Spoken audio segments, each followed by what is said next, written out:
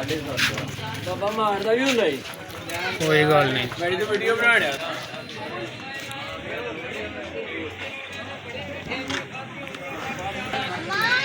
चलो जी अल्लाह पाक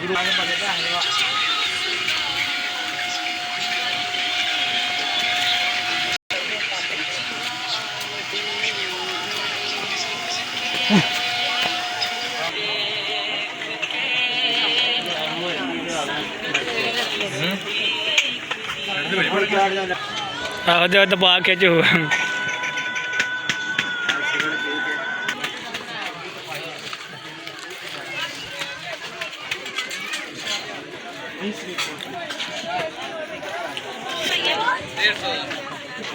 गाल छड़ दे